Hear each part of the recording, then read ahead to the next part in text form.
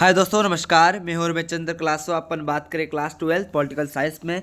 अपना चैप्टर चल रहा है छठा चैप्टर में अपना चैप्टर का नाम है पर्यावरण और प्राकृतिक संसाधन, यानी कि पर्यावरण और प्राकृतिक संसाधन।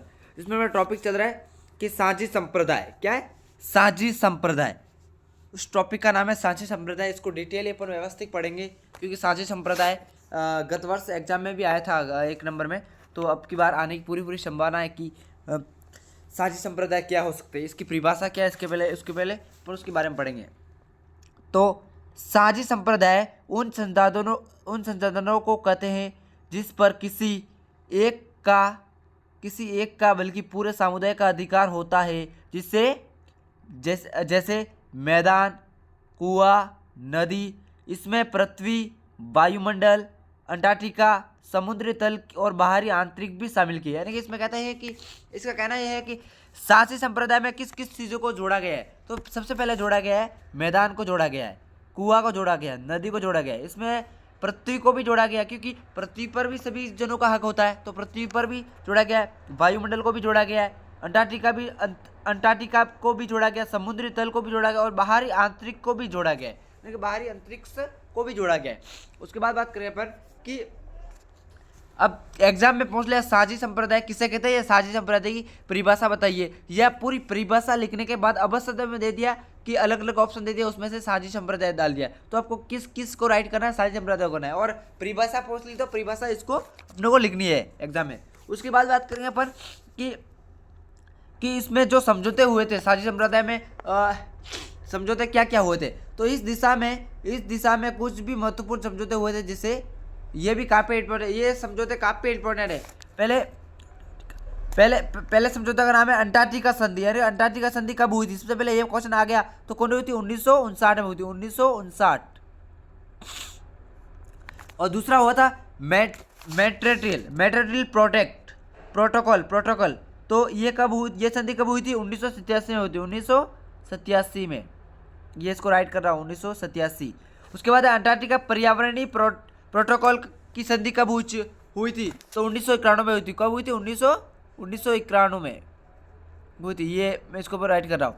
उसके बाद बात करें अपन, तो इसमें क्वेश्चन 3 उठने की संभावना है। सबसे पहले उठेगा साझी संप्रदाय किसे कहते हैं, और यह साझी संप्रदाय में किस किस चीज़ों को जोड़ा गया है। तो पहले किसको जोड़ा गया है? अपने को मैदान को जोड़ा गया है, कुएं को जोड़ा गया है, नदी को जोड़ा गया है, उसमें पृथ्वी को भी शामिल किया गया है। और उसके बाद वायुमंडल को शामिल किया गया है, अंटार्कटिका शामिल किया है, समुद्री तल को शामिल किया गया है। उसके बाद आता है कि बाहरी अंतरिक्ष को भी शामिल किया गया है। और अब क्वेश्चन यहाँ से ये उठने की संभावना है। उसके बाद होता है कि 3 संधियों के नाम बताइए, या 3 संधियाँ होती है उसके नाम बताइए, या कब ये संधियाँ कब हुई थी और कहाँ हुई थी, ये पूछ लिया। अब होता है अपना नेक्स्ट टॉपिक पर जाते हैं अपन। नेक्स्ट टॉपिक है अपना कि ग्लोब वार्मिंग, यानी ग्लोबल वार्मिंग क्या होता है, ग्लोबल वार्मिंग क्या होता है, या इससे क्या हानिकारक चीज़ है। तो ग्लोबल वार्मिंग अपन बात करेंगे अपन। तो वायुमंडल, यानी कि वायुमंडल के ऊपरी ओजोन गैस की एक पतली सी परत है, जिसमें सूर्य की रोशनी चढ़ कर पृथ्वी पर पहुंचती है। यानी कि इसमें पहले कह रहा है कि वायुमंडल के ऊपरी ओजोन गैस की एक पतली सी परत है, जिसमें से सूर्य की रोशनी सद यानी कि चेत कर पृथ्वी पर पहुंचती है। यह सूर्य की हानिकारक परोपकारी किरणों से हमें बचाती है, यानी कि जो हानिकारक पराबैंगनी किरण होती है जिससे हमें बचाती है। पर इस गैस की परत में छेद हो गया है, यानी कि इस गैस की परत में छेद हो गया है, यानी कि वहां से जो इसमें कह रहा है, एक बार दोबारा पढ़ते हैं इसको। वायुमंडल के ऊपरी ओजोन गैस की एक पतली सी परत है, जिसमें सूर्य की रोशनी छत कर पृथ्वी पर पहुंचती है। तो यह सूर्य की हानिकारक पराबैंगनी किरणों से हमें बचाती है। और इस गैस की परत से छेद हो गया है, यानी कि जिससे अब सूर्य की किरणें डायरेक्ट पृथ्वी पर आ जाती है, जिससे पृथ्वी का तापमान बढ़ जाता है। पृथ्वी का तापमान बढ़ रहा है, और तापमान बढ़ने के कारण से क्या है, इसको मिटाना पड़ेगा वापस।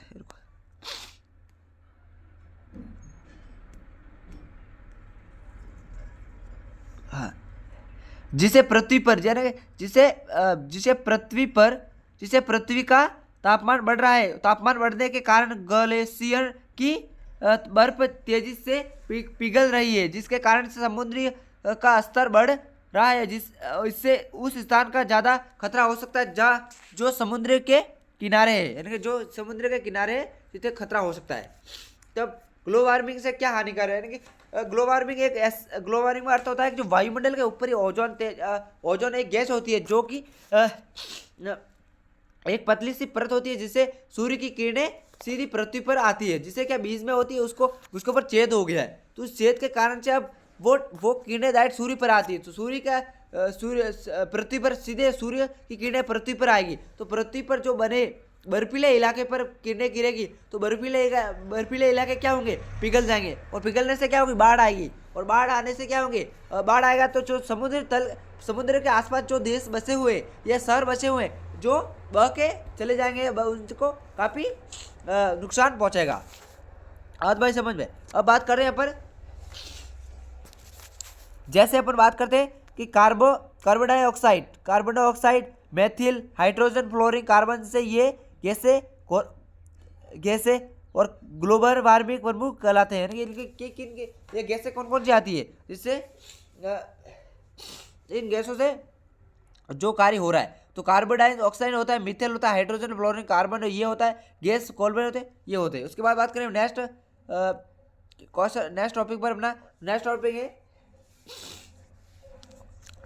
कि साझी परंतु अलग अलग जिम्मेदारी, यानी कि साझी परंतु अलग अलग, यानी कि साझी संप्रदाय है पर जिम्मेदारी अलग अलग क्या होती है। तो वैसे अब सबसे पहले बात करें वैश्विक साझी संप्रदाय की सुरक्षा को लेकर भी विकसित और विकासशील देशों का मत विभिन्न है। विकसित देश इसकी सुरक्षा की जिम्मेदारी सभी देशों को बराबर बांटने के पक्ष में है, यानी कि विकसित देश इसकी जिम्मेदारी सभी को बराबर बांटने की जिम्मेदारी है, परंतु विकासशील देश को आधारों पर विकसित देशों की इन नीति का विरोध कर रहे हैं। लेकिन कर रहे हैं जो अमीर देश है वो कह रहे हैं इसकी जो साझी संप्रदाय में जो की जिम्मेदारी आती है, तो अमीर देश का कहना है कि जो साझी संप्रदाय में जो अलग जिम्मेदारी पैदा होती है तो उसको सभी देश बराबर मिलकर बांटेंगे, पर विकासशील देश का कहना है कि नहीं, इसका वो विरोध कर रहे हैं। क्योंकि विरोध करने का उसका कारण यह है कि क्या पॉइंट दे रखा है। पहला यह कि साझी संप्रदाय को प्रदूषित करने वाले विकसित देशों की भूमिका अधिक रही है, यानी कि साझी संप्रदाय में जो भी संप्रदाय आती है उसको प्रदूषित करने की जो जिम्मेदारी होती है सबसे पहले किसकी भूमिका रही है, तो विकसित देश की रही है, क्योंकि उन्होंने अपने देश में टेक्नोलॉजी या बॉम्ब बनाए या अलग अलग तरीके नए हथियार बनाए, उससे क्या प्रदूषण हुआ, तो उसकी ज़्यादा उन्होंने किया। बाकी विकासशील अब विकसित हो रहे तो उनको प्रदूषण नहीं किया, उसका कहना है इसलिए विरोध करें। और दूसरा यह कहना है कि विकासशील देश अभी विकास की प्रक्रिया में है, यानी कि विकासशील जो देश है जो विकास के भी प्रक्रिया में है, यानी कि अभी तक वो अभी अमीर नहीं हुए, अभी वो विकास कर रहे हैं, अपना विकास कर रहे हैं, तो वो छोटा मोटा प्रदूषण होता रहता है उससे। और जो विकसित देश हो गए तो विकास कब के वो अमीर हो गए, तो वो प्रदूषण उनकी वजह से काफ़ी हुआ होगा। अब बात करते हैं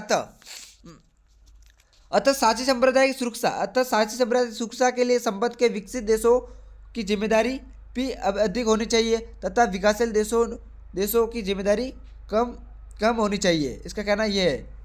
और अब बात करें नेक्स्ट टॉपिक पर, अब नेक्स्ट वीडियो में बात करेंगे। और इसी के साथ वीडियो पसंद आए लाइक करें और शेयर करें और वीडियो लाइक ज़रूर करें, क्योंकि आप वीडियो को लाइक करोगे तो हमें मोटिवेशन मिलेगा और हम आगे और प्रोसेस और आगे वीडियो बनाएंगे, उससे आपको भी समझ में आएगा और हमें भी समझ में आएगा। और अपना टारगेट है कि 95